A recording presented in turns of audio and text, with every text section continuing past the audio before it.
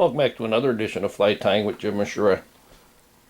Well, I just cleaned my desk off after about 2 years, so I figured I would video it and kind of give you a little bit of a tour here.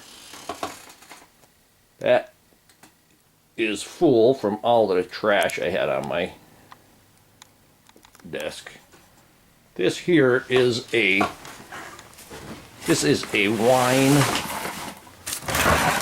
wine cabinet. And you can see in there it has several cubby holes. There's 4 across, 4 down. Has a drawer on top. And my good friend Chris, he works in New York City and found that on the street, brought it to me.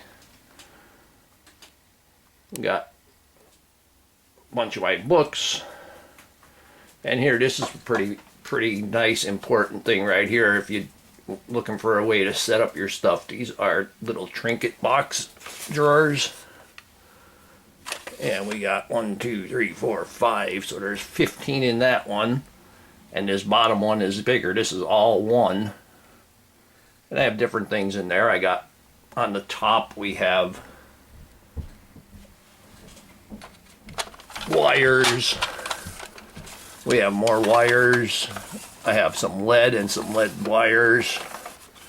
Got hooks all the way down through here.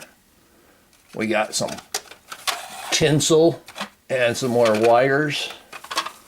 We got some more tinsel and some more tinsel. And then we have hooks going all the way down through here.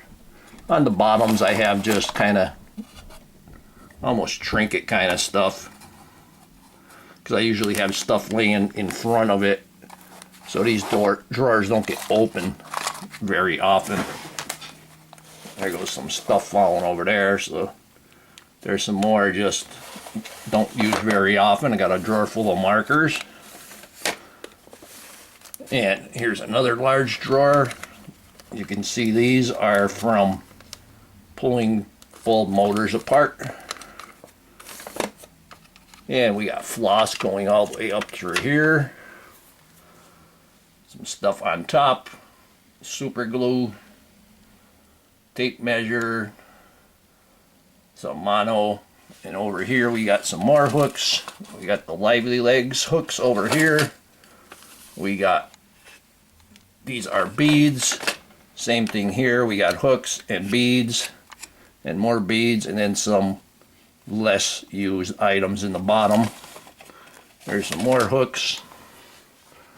Over here, this is a box of hooks. That's Altoids. And in the big white box underneath, that's a whole bunch of more beads. Then over on this side, you can see how I have my, that was the CD compartment of this computer desk. And I use those boxes, those plastic boxes. They just happen to fit nicely in there. I have 3 layers of spools. Then in the bottom, I have more hooks and some more miscellaneous stuff. But on top, these are really nice. These are, you would call them spice jars or stuff like that. And they're all filled with stuff. There's dubbing, there's biots in there. All different miscellaneous stuff. Then my lamp in the back there, that's from the Pennsylvania Fish Commission, and that's a key to microinvertebrate life.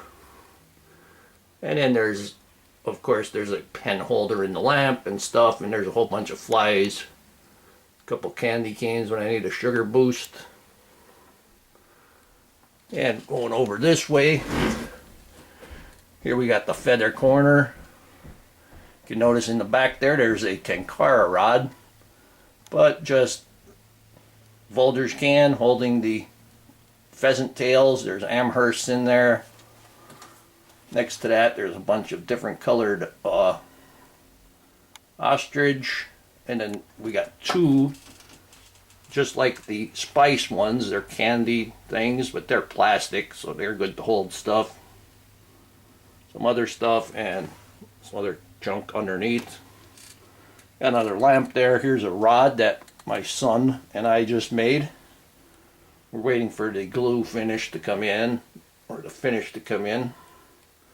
This is another lamp, this big black thing here. There's my kids up there.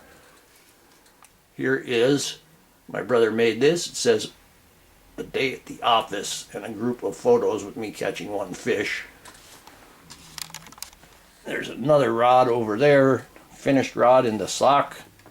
That's next to it, the green one still in the package. That's what I'm going to be replacing my broken rod with.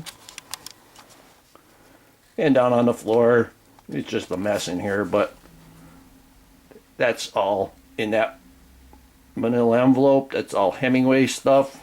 In that brown one, that's all Lively Legs. And then these are where I put my flies when I'm finished making them. Then over in that corner, we got a whole bunch of rods and rod tubes. And a bunch of junk there. There's some more pheasant tails. In that bag is a whole turkey skin. Another one, you can see a bunch of chenille there. And a whole bunch of garbage. And there's my vise, the Pueblo vise. Here is my, I have a hackle gauge always on there. And other things on my desk.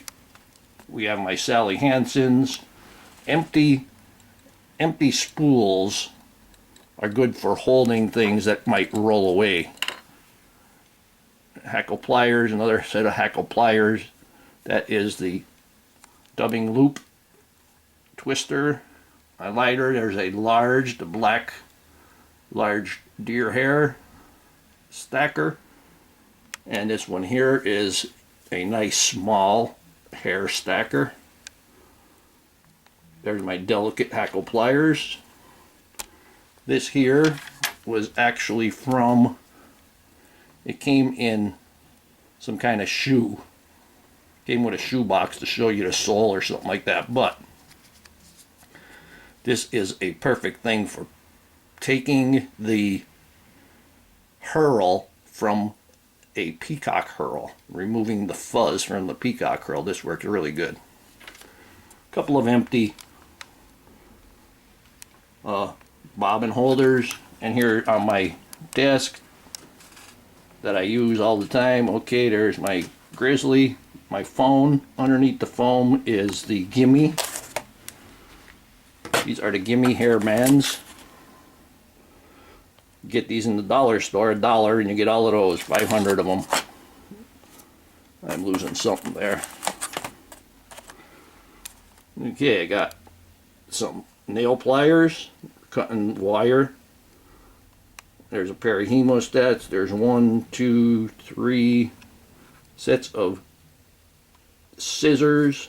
There's this is actually a Maybelline eyebrow brush, and this is a flea and tick comb. A couple different whip finishers. These are my good Polish scissors. We got the poke and snip. We got a couple of bodkin needles. These pliers, I don't know where you might buy them. I actually got these when I was first starting rod building. They're nice and round pliers, and this is what I use to bend my barbs down. Over here there's a piece of Velcro on a popsicle stick for a dubbing teaser. We got a bobbin threader and another dubbing teaser. Put that over there. Over on this side we have the hairline dubbing, the bead mat, and when I'm tying, I might tie, a dozen or so of one kind, and these cards have the magnets on them, so I just put the magnets on the table here and put the hooks on them, and they don't go anywhere. These are actually from Tiemco's, and I have several of those. And my table is relatively clean. You can see all the cuts on it from all the cutting I do. And here's, you can see on the table here, this is the backside of a sticky back foam. And the second one there is a blue one. This first one is an aqua green. But depending on what kind of fly I'm doing, if I'm doing a real light one, I'll turn over this blue one so that it will contrast to the light colors, white or cream. But usually I leave the white side down, and you need a nice contrasting color in the back so you could see, especially if you're getting old like me. And that's about it. I hope you like this tour of my tying area. And I had to record this because by tomorrow it's going to be a big mess again. Alright. Thanks for watching my videos.